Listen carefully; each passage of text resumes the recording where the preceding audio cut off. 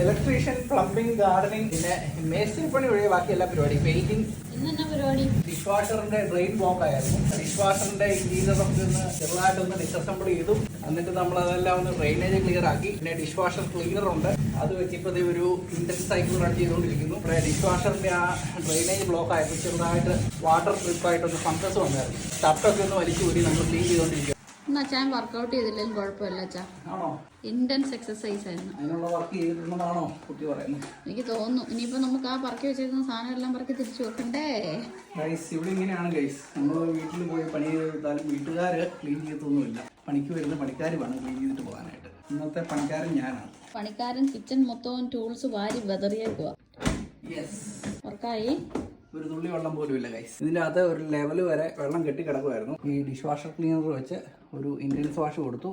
സംഭവം അടിപൊളി. ഇതിനകത്ത് ഇനിയും ഉണ്ട്, വേണമെങ്കിൽ ഒരു ഇന്റൻസ് വാഷും കൂടെ കൊടുക്കാം. ഇവിടെ ഡ്രിപ്പ് ചെയ്യുന്ന ഒരു ലീക്ക് ഉണ്ടായിരുന്നു ചെറുതായിട്ട്, അത് ഞാൻ സീൽ ചെയ്തു. Well done my boy, well done. ഇനി ഇതെല്ലാം നമുക്ക് പറക്കി വെക്കണം. അയ്യോ ബോയ്, വാ ഞാനിവിടെ ഹെൽപ്പ് ചെയ്യാം. അത് ഞാൻ ക്ലീൻ ചെയ്തോടെ വെച്ചു. അപ്പൊ ഇതിന് എല്ലാം കൂടെ എത്ര ഒരു 10-250 യൂറോ പണിക്കൂലി ഉണ്ട്.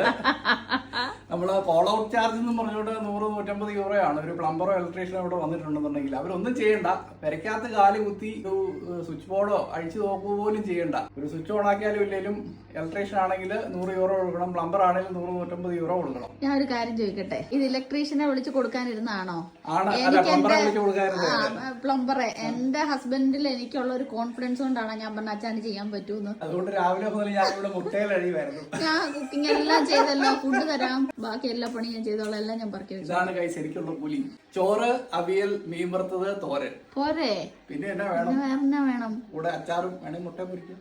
ഞാൻ ഹെൽപ്പ് ചെയ്യാലോ. ഇതെല്ലാം കൂടെ പറക്കി വെക്കാം, ചെയ്യണ്ട. ഇവിടെ ഒരുപാട് മെസ്സുണ്ട് ഗൈസ്. അച്ഛനെല്ലാം പറക്കി പുറത്ത് വെച്ചു. ഷെൽഫിലിരുന്ന സാധനം എല്ലാം. അപ്പൊ ഇനി ഇതെല്ലാം പറക്കി വെക്കണം. അതുകൊണ്ട് തന്നെ 10-250 യൂറോ ലാഭിച്ചില്ലേ? അങ്ങനെയാ. 10-250 യൂറോയ്ക്ക് അടിച്ച് പൊളിക്കാം.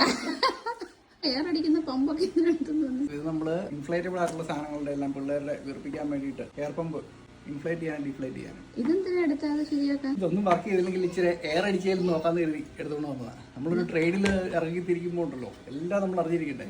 എല്ലാ ടെക്നിക്കും നമ്മൾ അടവുകളും പറ്റണം. എന്നിട്ട് എല്ലാം സ്റ്റോറി വെച്ചിട്ട് പണി കഴിഞ്ഞു. പണി കഴിഞ്ഞു.